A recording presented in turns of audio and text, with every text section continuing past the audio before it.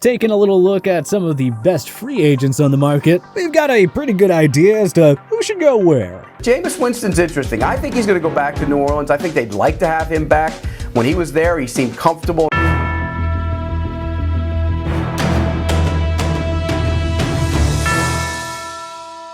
The 2022 NFL free agent market isn't lacking in high-end talent, but where will the best of the best end up? Without further ado, we present our predictions for where the top 25 NFL free agents of 2022 will land. Chris Godwin, Las Vegas Raiders.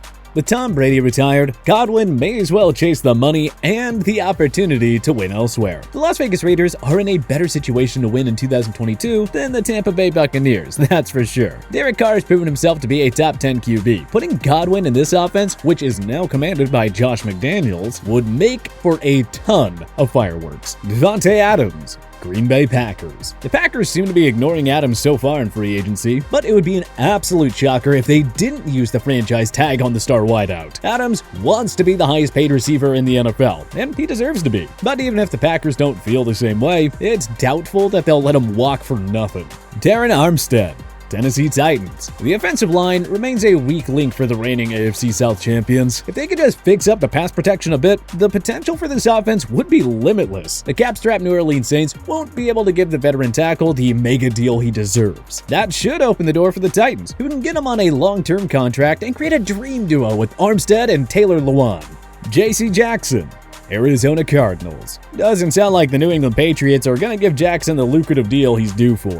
Fair enough, but you can bet that someone else will pay the Pro Bowl corner what he's worth. Arizona has a pressing need for cornerback help, especially with all those star pass catchers residing in the NFC West. Adding one of the game's elite cover corners sure would help. Von Miller, Buffalo Bills. Miller may as well go for the big contract at this stage of his career, having just won a second Super Bowl ring with the Los Angeles Rams. And nobody said he can't chase the money with another bona fide contender. The Bills had the NFL's best defense last year, even though nobody topped 7 sacks. Adding Miller to Leslie Frazier's top-ranked group feels like a perfect fit. How about a 2 or 3 year deal worth about $14 million annually? Seems pretty fair for both sides. Mike Williams, Cleveland Browns. The Browns really need to upgrade their receiving core. Odell Beckham Jr. didn't cut it, and Jarvis Landry hasn't been the ace the Browns envisioned. Putting Mike Williams and Kevin Stefanski's run-first offense would really open up the playbook for more play action and some Baker Mayfield bootlegs. And the Browns have the cap room to pay Williams like a number 1 wideout, which he is. Brandon Sheriff, Cincinnati Bengals. To be perfectly blunt, the Bengals offseason will be a failure if they don't add at least 2 starters on that atrocious offensive line. 5-time Pro Bowl guard Brandon Sheriff should be motivated to chase a ring after having his prime years wasted in Washington. The Bengals should pony up the dollars to bring in the established, well-respected veteran. This right here is another fit that just makes a ton of sense. Allen Robinson, Miami Dolphins. Will Fuller wasn't the answer, and Davante Parker's monster 2019 season was apparently just a mirage. And Jalen Waddle emerged as the number 1 wideout in his rookie year, but Tua Tagovailoa still needs more help at receiver. A-Rob is coming off a down season in the Windy City, but a young and talented QB like Tua could help him rebound. Robinson should do wonders in the Mike McDaniel coached offense. Tyrann Mathieu, San Francisco 49ers. The 49ers had one of the NFL's stingiest defenses last year, but they are lacking quality playmakers in the secondary. And trust us, they need those with guys like Cooper Kupp, DeAndre Hopkins, and DK Metcalf, each on their schedule twice a season. Mathieu will likely price himself out of Kansas City. This is likely his last big contract, and the 49ers would of course provide him the opportunity to compete for more rings. He'd be a pretty fun chess piece for DeMarco Ryans' defense. Orlando Brown Jr., Kansas City Chiefs. The Chiefs did not sacrifice all that draft capital to get 1 year of Orlando Brown Jr.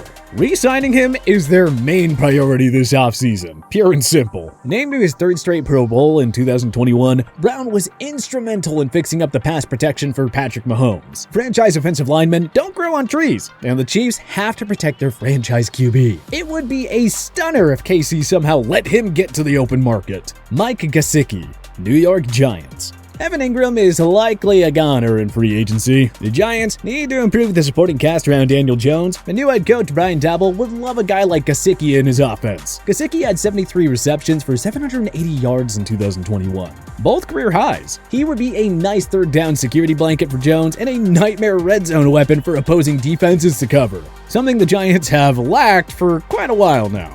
Carlton Davis III, Seattle Seahawks. Davis was the Bucs' top corner in the short but sweet Tom Brady era. Now it's time for him to get paid and to earn more recognition elsewhere. The Seahawks seem intent on competing next year, which obviously starts with keeping Russell Wilson. Seattle has lacked star power in their secondary throughout the post-Legion of Boom era. Pairing Davis with Jamal Adams would sure make new defensive coordinator Clint Hurt happy. Cordarrelle Patterson, Atlanta Falcons. No reason for the Falcons and Patterson to part ways this offseason. The Pro Bowl Swiss Army knife became a key cog in Arthur Smith's offense, recording 1,166 yards from scrimmage and 11 touchdowns. Smith unlocked Patterson's full array of talents that made him a first-round pick in 2013. The world found out that he can do far more than just return kicks. Not to mention that with Brady out of the picture, the NFC South is wide open. Harold Landry III, New York Jets. The Jets have 2 first-round picks to address the league's worst defense in 2021. With a ton of cap room, they may as well try to add another star in the front 7.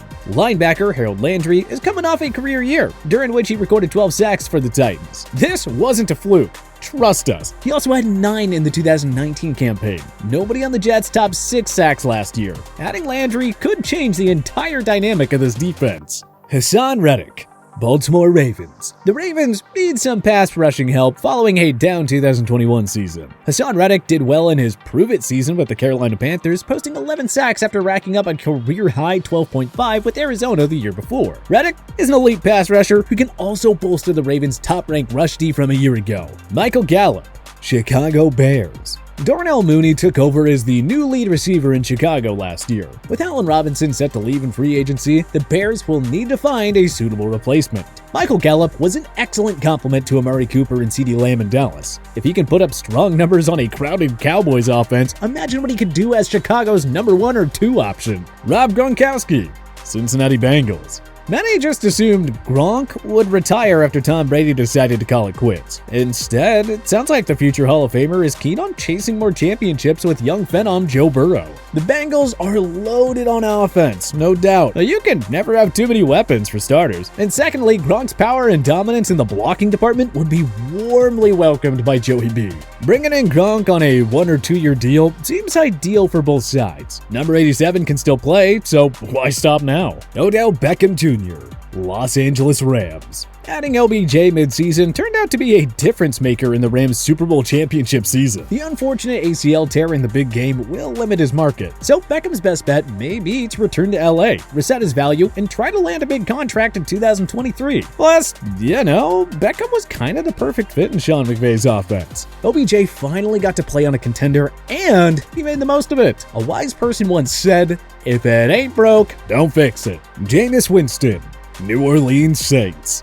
Winston was playing very well as Drew Brees' successor before suffering a torn ACL in Week 8. New Orleans would have unquestionably been a playoff team if they had a healthy Jameis throughout the year. The Saints shouldn't get their hopes up on landing Russell Wilson or Aaron Rodgers right now. The smart call may be to bring back Winston for at least 1 more year. If it doesn't work out, they can find another option in 2023. But bringing back Winston, coupled with a returning Michael Thomas, would instantly make New Orleans the favorite to win the wide-open NFC South. Ryan Jensen, Cincinnati Bengals. The Bengals offseason will hopefully see them land not 1 and not 2, but 3 Pro Bowlers on offense. Veteran center Ryan Jensen is coming off his first Pro Bowl campaign. With Brady retiring, he may as well follow teammate Rob Gronkowski and chase a ring elsewhere. Not to mention, this figures to be his last big contract. Jensen is scrappy and never afraid to get under the skin of his opponents. And that's the type of player that would fit right in the nasty AFC North. Jesse Bates III, Indianapolis Colts. Bates may feel inclined to chase the money elsewhere, and the Bengals would be better off using most of their cap space on the O-line. So the early projection here is that he finds a new home in the AFC. The Colts remain a playoff contender regardless of who starts for them at quarterback. That said, the defense could use another reliable cover man in the secondary. Bates, who has 10 career picks in 63 games, would do great things in a defense that forced 33 takeaways a year ago. Stephon Gilmore, Kansas City Chiefs. Gilmore remains a steady cover corner, but given his age and recent injury history, it's tough to envision him getting a long-term deal. Gilmore is exactly what the Chiefs need. They lack capable shutdown corners, but the cap space just isn't there to chase bigger fish like J.C. Jackson. Bringing in Gilmore on a 2 or 3 year pact would go a long way in fixing an atrocious secondary. And the 2019 Defensive Player of the Year probably wants a chance to win another ring following a wasted year in Carolina. Marcus Williams, New Orleans Saints. Playing under the franchise tag, Williams had another tremendous year for the Saints. Now, they gotta pay the man already. This rock-solid defense already has Marshawn Lattimore, Cameron Jordan, Marcus Davenport, and Demario Davis signed for 2022. Having locked up Lattimore long-term, retaining Williams ensures that the Saints defense remains elite going forward. Jadeveon Clowney, New England Patriots. Though the Patriots defense was one of the NFL's best a year ago, they lacked disruptive pass rushers outside of 2021 free agent pickup Matt Judon, who had 12 sacks. Kyle Van Noy was second on the team with 5. That just ain't gonna cut it. Clowney rebounded from a down season in Tennessee by posting 9 sacks and 2 forced fumbles in Cleveland. His versatility, explosiveness, and superb run-stopping defense make him a great fit in New England's defense. Chandler Jones, Baltimore Ravens. Why stop at Hassan Reddick? Yes, the Ravens drafted Patrick Queen and Odafe Owe to address their front 7, but Queen hasn't yet materialized and Owe could use a sidekick off the edge. Jones is on the wrong side of 30 and unlikely to land the big money long-term deal that he wanted from Arizona. He would be a welcoming addition to this fierce blitz-happy defense. Baltimore always finds a way to land veteran standouts on below-market deals, and we're confident that they can do it once again with Jones. A 3-year contract worth around $15 million annually should get it done. But which NFL free agents do you want to see your team sign this offseason? Join us in the comment section below. If you like this video and learned a thing or two, clicking the like button helps out a ton. And hey, we appreciate it. If this is your first time coming around to TPS though, subscribing is a great idea because we put out videos like this every single day. But as always, thanks for watching and we'll see you guys next time.